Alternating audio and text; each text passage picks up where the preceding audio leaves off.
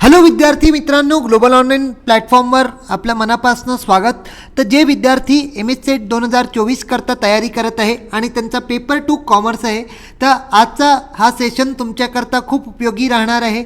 जसं की आपल्याला माहीतच असेल की आपण एक्सपेक्टेड MCQ सिरीज तुमच्याकरता तुमच्या प्रिपरेशनला चालना द्यायला सुरुवात केलेली आहे. हे तर एक्सपेक्टेड MCQज आणि PYQ दोन्ही आपण याच्यात कवर करत आहे. तर हा या सिरीजचा पार्ट 6 आहे, ज्याच्यात आपण आज आंतरराष्ट्रीय व्यवसायाचे महत्त्वाचे 100% एक्सपेक्टेड MCQज डिस्कस करणार आहे. सुरुवात करण्यापूर्वी तुमच्यासाठी एक महत्त्वाची सूचना की MS सेट 2024 करता आम्ही तुमच्याकरता complete course on commerce launch केलेला आहे. हा जर कोर्स आपण घेता तर तुम्हाला कंप्लीट व्हिडिओ लेक्चर्स मिळतील, कंप्लीट सिलेबसचे नोट्स मिळतील, जे की इंग्लिश आणि मराठी दोन्ही लँग्वेजमध्ये उपलब्ध आहे. याच्याशिवाय तुम्हाला मॉक टेस्ट सरावासाठी उपलब्ध आहे, ज्याच्यात तुम्हाला 25 ते 30 मॉक टेस्टचा सराव तुम्ही इझिली करून आपल्या जे की काय आहे सेट क्वालिफाय करायचं एक रामबाण आहे. याच्याशिवाय PYQज तुम्हाला स्पष्टीकरणसह मिळतील आणि प्लस सगळ्यात मोठी विशेषता या कोर्सची ही आहे की पेपर 2चा जर कोर्स घेता तर तुम्हाला पेपर 1 बिलकुल फ्री दिला जाईल. कोर्सची व्हॅलिडिटी आहे 1 वर्ष टिल एक्झाम आणि त्याच्यानंतर 10,000चा हा कोर्स आहे, त्याच्यात 20%चा ऑफ देऊन हा तुम्हाला मात्र 8,000त दोन्ही पेपर मिळून जातील. ठीक आहे, तर जॉईन करायला ग्लोबल ऑनलाईन ॲपला डाउनलोड करायचं. इथे होम इंटरफेसवरती स्टोर बटनावर क्लिक करायचं. मग इथे सर्च टॅबमध्ये MS सेट कॉमर्स लिहिला तर कोर्स तुम्हाला अवेलेबल होऊन जाईल, किंवा स्क्रॉल केला तरीही हा अवेलेबल होऊन जाईल. या कोर्सची फी आहे मात्र 8,000 रुपये, ज्याला पेमेंट करून आपण या कोर्समध्ये एनरोल करू शकता. एनरोल केल्यावर भरपूर कंटेंट आपल्यासाठी तिथे उपलब्ध राहील.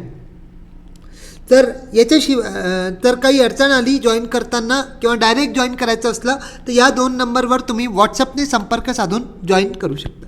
चला, सो येऊया आता क्वेश्चनवर. आंतरराष्ट्रीय बिझनेस व्यवसायाचे सिद्धांत, ठीक आहे, इंटरनॅशनल थ्योरीज, ट्रेड थ्योरीज जे आहे ह्या एक्झाम पॉईंट ऑफ व्ह्यूनी खूप महत्त्वाचे आहे. तर आज आपण बेसिकली याच टॉपिकवर जास्तीत जास्त प्रश्न करण्याचा प्रयत्न करू. तर question number 1, who among the following is propounded the global strategic rivalry theory of international trade? खालच्या आंतरराष्ट्रीय व्यापारच्या जागतिक धोरणात्मक प्रतिद्वंदी सिद्धांताचा प्रतिपादन खालीलपैकी कोण आहे?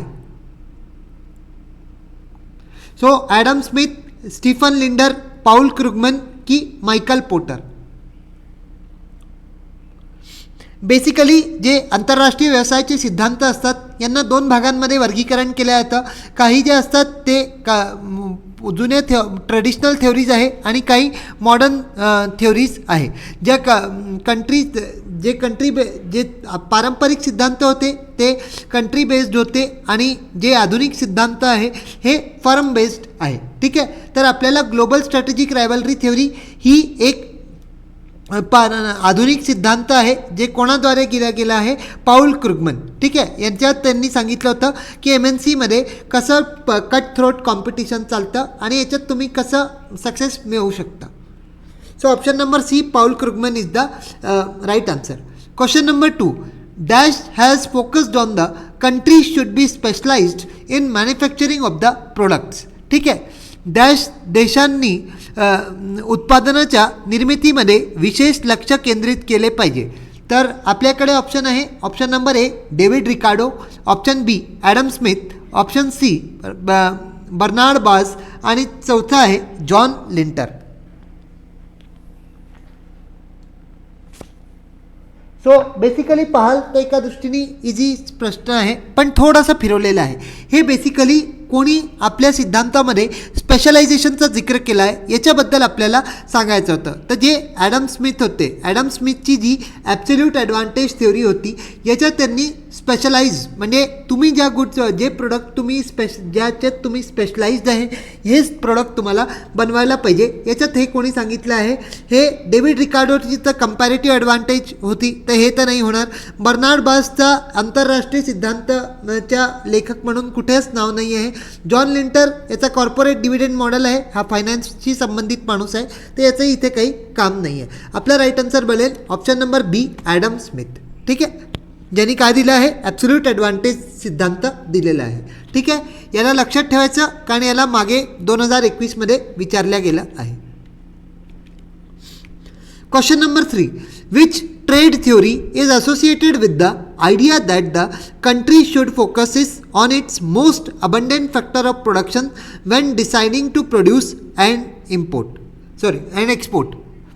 कोणत्या व्यापारच्या सिद्धांत या कल्पनेशी संबंधित आहे की एखाद्या देशाच्या काय उत्पादन आणि निर्यात करायचे हे ठरवताना त्याच्या उत्पादनाच्या सर्वात मबलक घटकांच्या लक्ष केंद्रित केले पाहिजे.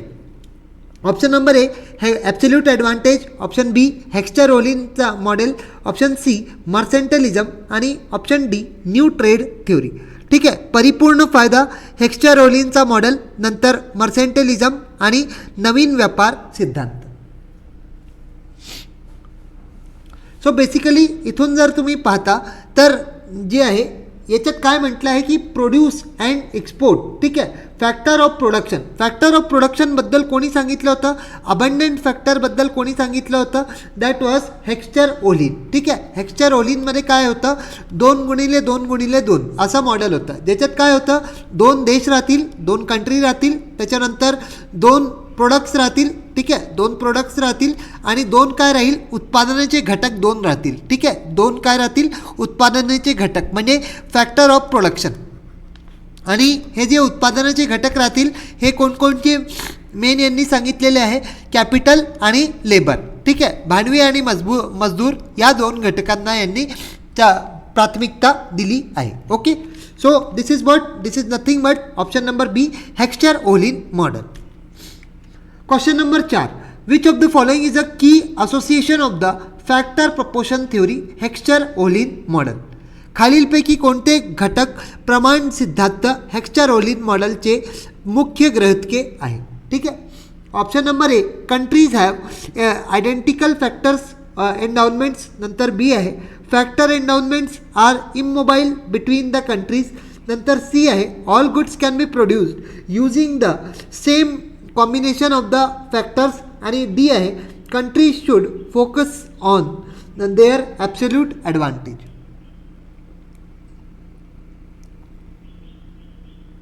कोणता गृहीतका नाही आहे हे की अजम्पशन आहे हे तुम्हाला सांगायचं होतं.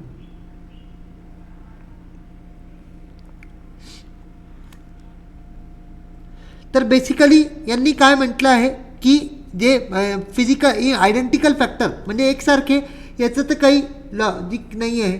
ठीक आहे, याचं काही लॉजिक नाही आहे. इथे त्यांनी काय म्हटलं की त्यांच्या ॲब्सोल्यूट ॲडव्हान्टेजवर फोकस करा, तर हे तर ॲडम स्मिथचं आहे, याचाही काही संबंध नाही आहे. तिसऱ्या ऑप्शनवर all goods can B produce using the same combination of factor. Same combination of factor नसतो, प्रत्येक गुड्सला प्रोड्यूस करायला वेगळे कॉम्बिनेशन लागतात. तर इथे काय म्हटलं आहे, जे लेबर एन्डॉनमेंट्स हे इमोबाईल म्हटलेलं आहे. ठीक आहे, कंट्रीजमध्ये लेबरची मुवमेंट आहे ती होणं कठीण आहे. Option number C is the right answer. Question number 5. The new trade theory suggests that the international trade can be explained by. नवीन व्यापार सिद्धांत सुचविते की आंतरराष्ट्रीय व्यापाराचे स्पष्टीकरण याद्वारे केले जाऊ शकते. फॅक्टर एन्डॉनमेंट फरक, नंतर तुलनात्मक फायदा, नंतर सी आहे नेटवर्क प्रभाव आणि स्केलची अर्थव्यवस्था, आणि डी आहे व्यापारी धोरणे. ठीक आहे, differences in factor endowments, option B comparative advantage, option C network effects and economies of scale, आणि डी आहे मर्सेंटलिस्ट पॉलिसी. सो हे बेसिकली जे न्यू ट्रेड सिद्धांत आहे हे सुद्धा पाऊल क्रुगमननी दिलेला होता, जो की काय आहे आधुनिक सिद्धांत आहे. आता आधुनिक सिद्धांत म्हटल्यावर मर्सेंटलिस्टचा तर प्रश्नच नाही उरत. ठीक आहे, कारण हे सोना चांदीवाले होते तर यांचा काही प्रश्न नाही उरत इथे. आता इथं कंपॅरेटिव्ह ॲडव्हान्टेज हा सुद्धा पारंपरिक होता, तर याचाही काही प्रश्न उरत नाही. आता 2 येतात डिफरन्सेस इन फॅक्टर एन्डॉनमेंट हे बेसिकली जे आहे this is also part of traditional theories, तर हा पण नाही होणार. पण इथे जो मेन आन्सर बनेल that is what network effects, म्हणजे तुमच्याकडे इकॉनॉमीज ऑफ स्केल जी आहे, स्केलची अर्थव्यवस्था किती चांगली आहे याच्यावर हे निर्भर करतं. ओके, ऑप्शन नंबर सी जे आहे हे राईट आन्सर आहे. आंतरराष्ट्रीय व्यापाराला तुम्ही नेटवर्क इफेक्ट्स आणि इकॉनॉमीज ऑफ स्केलद्वारे याचं स्पष्टीकरण करू शकता. Question number 6. The Ricardian model of the comparative advantage is based on differences in country. Factor endowments, option B technology, option C country exchange rates आणि option D trade barriers. ठीक आहे, तुलनात्मक फायद्याची Ricardian model देशांमधील फरकांवर आधारित आहे. Factor endowment, तंत्रज्ञान, त्याच्यानंतर चलन विनिमय दर आणि व्यापारातील अडथळे म्हणजे ट्रेड बॅरियर्स. सो ट्रेड बॅरियरचं तर इथे काही, हे बेसिकली जो की फॅक्टर आहे याच्याशी संबंधित आहे का तुलनात्मक फायद्याचा सिद्धांत जो आहे रिकार्डोद्वारे दिलेला, आणि रिकार्डोच्या पुस्तकाचं नाव लक्षात ठेवायचं, कंपॅरेटिव्ह ॲडव्हान्टेज कोणत्या पुस्तकात दिलेलं आहे, on the political economy and taxation.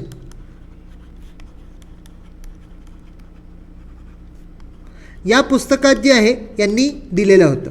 तसंच जे ॲब्सोल्यूट ॲडव्हान्टेज आहे, ठीक आहे, जे की ॲब्सोल्यूट ॲडव्हान्टेज आहे, शॉर्टमध्ये लिहून देतो, हे कोणी हे याच्या पुस्तकाचं नाव काय आहे, हे ॲडम स्मिथनी हे याच्या वेल्थ ऑफ नेशनमध्ये दिलेलं होतं. ठीक आहे, तर या प्रश्नाकडे वापस येऊ आपण. तर जो की फॅक्टर आहे, की या याच्यात कोणचं आहे, बेसिकली हे टेक्नॉलॉजीवर आधारित आहे. ठीक आहे, तंत्रज्ञान इथे जो आहे कंपॅरेटिव्ह ॲडव्हान्टेज हे दोन देशांमध्ये टेक्नॉलॉजीचा वापर, टेक्नॉलॉजीमध्ये काय भिन्नता आहे, काय फरक आहे, या आधारावर कंपॅरेटिव्ह ॲडव्हान्टेज पाहिला जातो. Option number B technology is the right answer.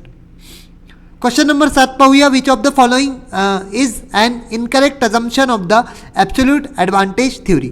खालीलपैकी कोणते परिपूर्ण लाभ सिद्धांताचे चुकीचे गृहीतके आहे. Option number A there is immobility of the factors of production. नंतर बी काय आहे, the transportation cost is zero. नंतर सी काय म्हणतो की the countries are involved in the international trade, to countries are involved in the international trade. आणि D आहे the related barrier exist to some extent. मग इथे मराठीतही सांगून देतो काय काय आहे. उत्पादनाच्या घटकांची स्थिरता आहे. नंतर वाहतूक खर्च शून्य आहे. दोन देश आंतरराष्ट्रीय व्यापारात गुंतलेले आहे आणि व्यापाराशी संबंधित अडथळे काही प्रमाणात अस्तित्वात आहे. सी आणि डी, नंतर ए आणि डी, त्याच्यानंतर बी, सी आणि डी, आणि चौथा कोड जो तुम्हाला दिला आहे ए, बी आणि C.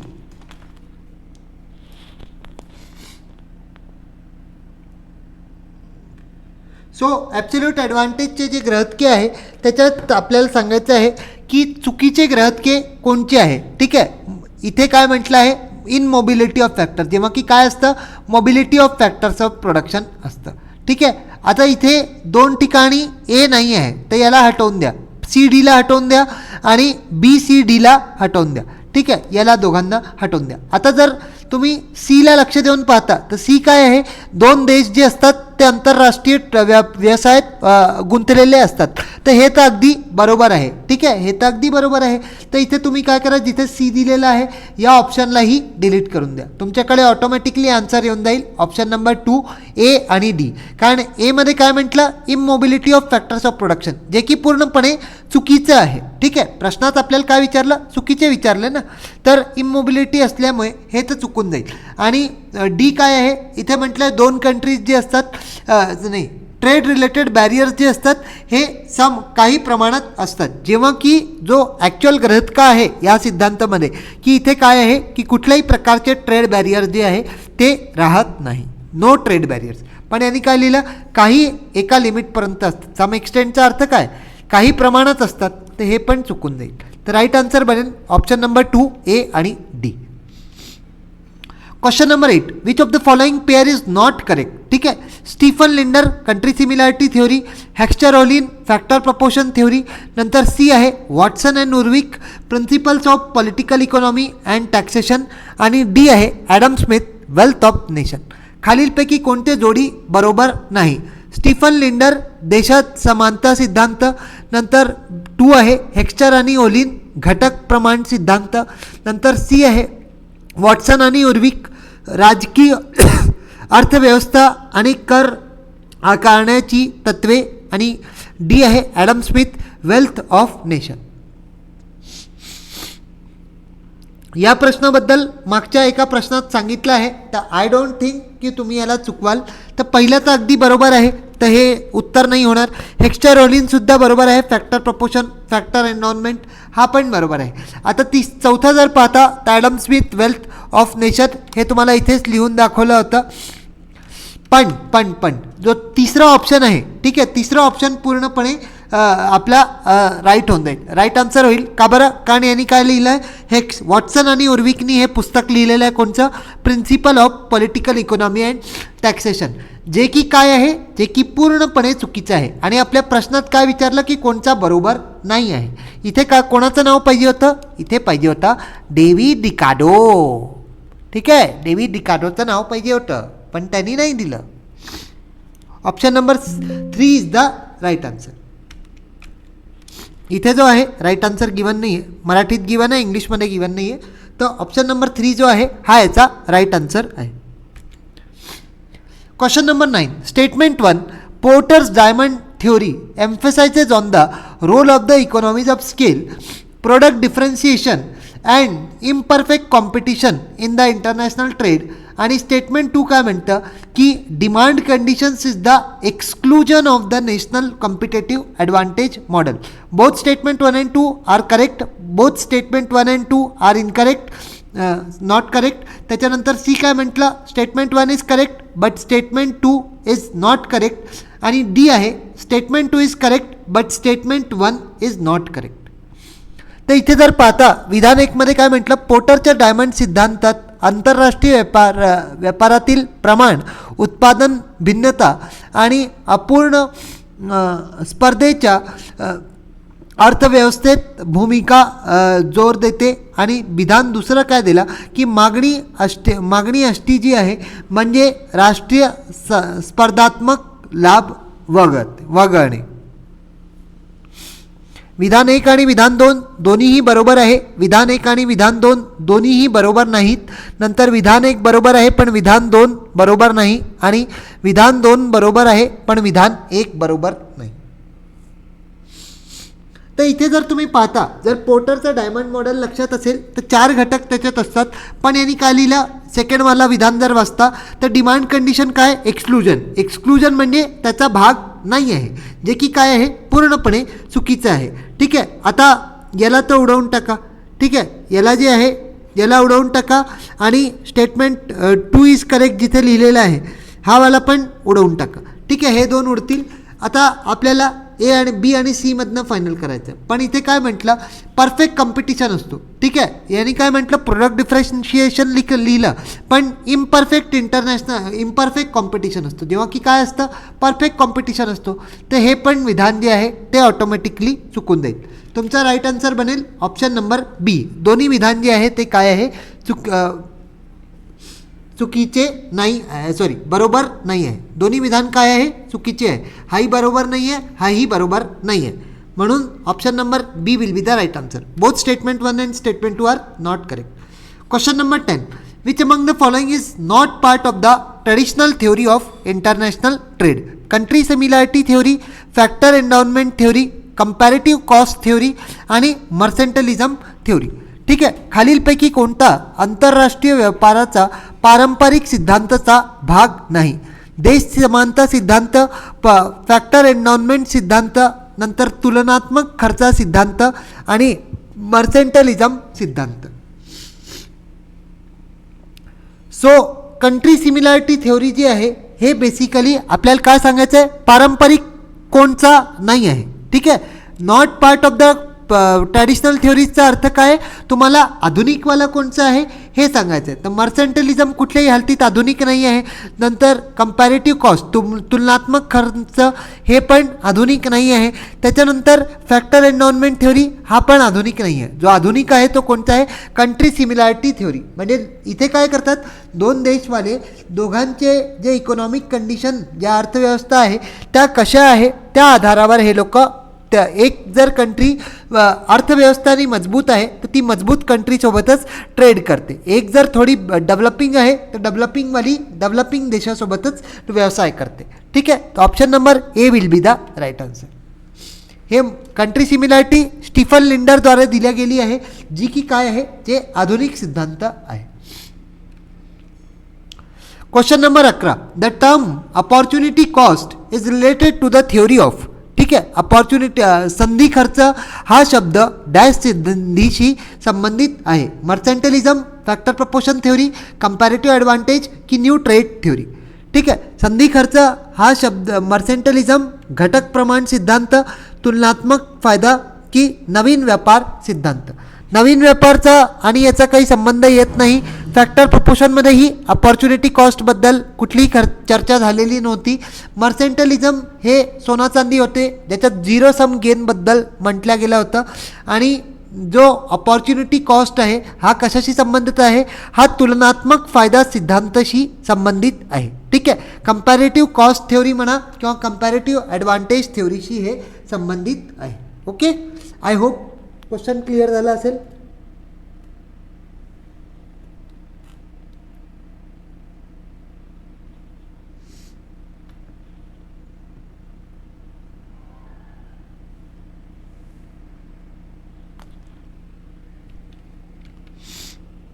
Option number A is the right answer.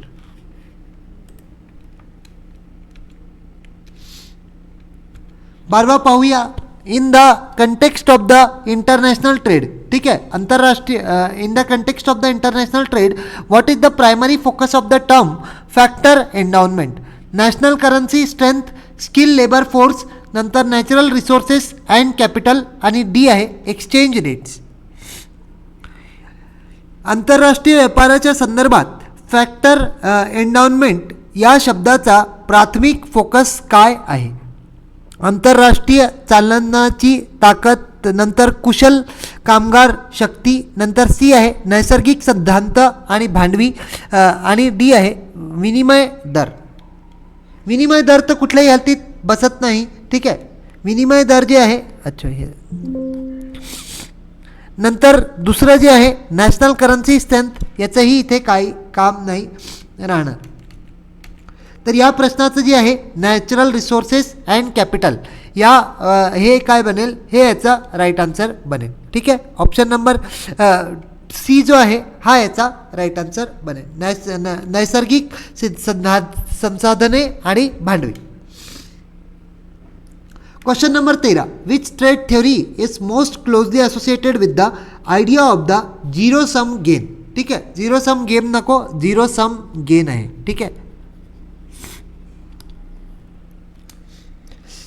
In the international trade where one countries gain another countries loss.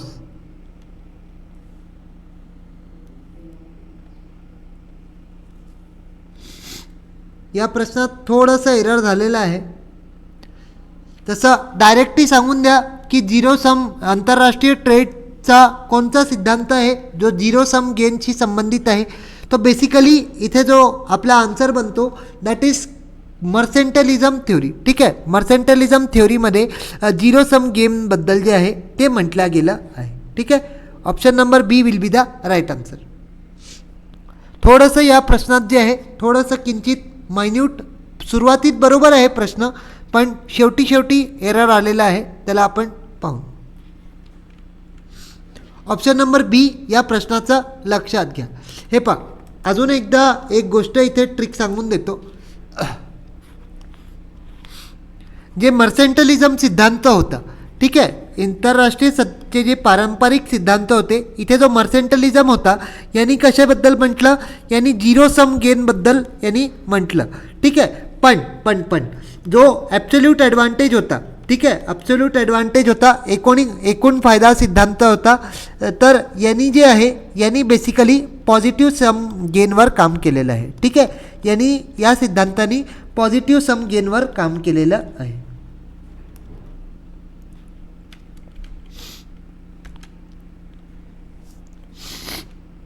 चौदावा पाहू, 14th पाहू.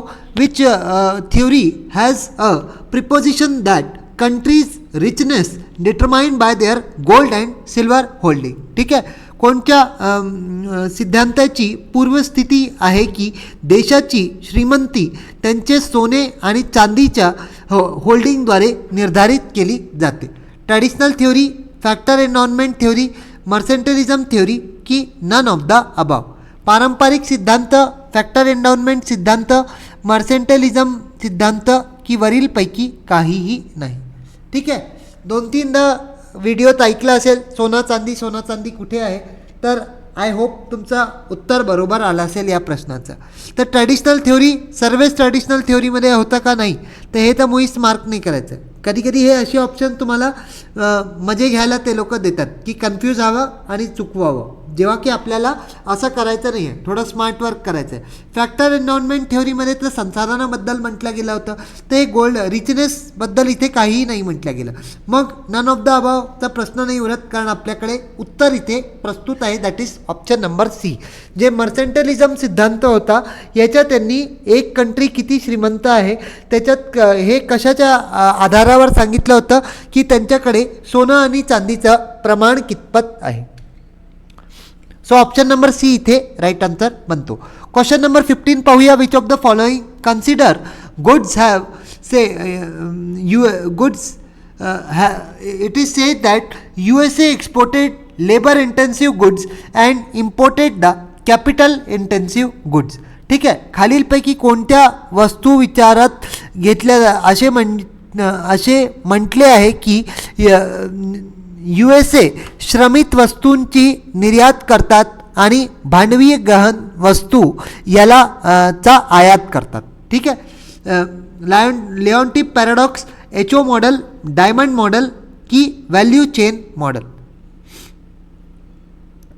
लिओन्टिफ विरोधाभास, नंतर HO विरोधाभास, डायमंड मॉडेल आणि मूल्य साखळी मॉडेल. सो बेसिकली या प्रश्नात अगदी सिंपल आहे की काय झालं, जो HO मॉडेल होता. ठीक आहे, HO मॉडेलमध्ये काय म्हटलं की जे भांडवी किंवा लेबर तुमच्याकडे जे कमी आहे त्याला तुम्ही काय करा, इम्पोर्ट करा, पण जे तुमच्याकडे जास्ती आहे त्याचं तुम्ही काय करा, आयात करा, त्याला एक्सपोर्ट करा. ठीक आहे, पण जो अमेरिका होता, अमेरिकेमध्ये काय व्हायला लागलं की अमेरिकाकडे खूप श्रीमंत देश आहे अमेरिका, तर यांच्याकडे स्वाभाविक आहे की भांडवी जी असते ती जास्ती राहील आणि लेबर जे आहे हे कमी राहील. पण जो वॅस्ली लिओन्टिफ होता यांनी हे पाहिलं की जे USA आहे, कंट्री USA आहे, आता कॅपिटल जास्ती आहे, भांडवी जास्ती आहे, तर यांनी याचा आयात करायला पाहिजे होतं. जे भांडवी वाले गुड्स आहे याचा यांनी आयात करायला पाहिजे होतं. पण हे करत काय होते, याला काय करत होते, इम्पोर्ट करत होते, जे की पूर्णपणे HO मॉडेलच्या विपरीत होतं. ठीक आहे, लेबर इंटेन्सिव्ह याला काय करायला पाहिजे होतं, यांना इम्पोर्ट करायला पाहिजे होते. पण ते इम्पोर्ट कशाला करत होते, याला इम्पोर्ट करत होते आणि याला इम्पोर्ट न करता याला हे एक्सपोर्ट करत होते. म्हणून हा लिओन्टिफ पॅराडॉक्स आला, जो की HO मॉडेलचा पूर्णपणे विपरीत होता. वॅस्ली लिओन्टिफनीच हे लक्षात आणून दिले की USAमध्ये HO मॉडेलचे पूर्णपणे विपरीत परिस्थिती चालू आहे आणि हे यांनी आपल्या लिओन्टिफ पॅराडॉक्स सिद्धांतामध्ये दिल्या गेलं होतं. तर इथे राईट आन्सर बनेल ऑप्शन नंबर ए, लिओन्टिफ पॅराडॉक्स. तर आय होप तुम्हाला मी आज बेसिकली एकच टॉपिक, जे आंतरराष्ट्रीय व्यवसाय, जे 100% शुअर टॉपिक आहे, याचे सिद्धांत याच्यातनं क्वेश्चन करवलेलं आहे. तर हे सगळे प्रश्न तुम्हाला क्लिअर झाले असेल. पुढे चलो या. So that's all for today's session. Thank you. Video आवडला तर व्हिडिओला एक लाईक करून द्या, चॅनलला सबस्क्राईब करून द्या. थँक्यू. बाय.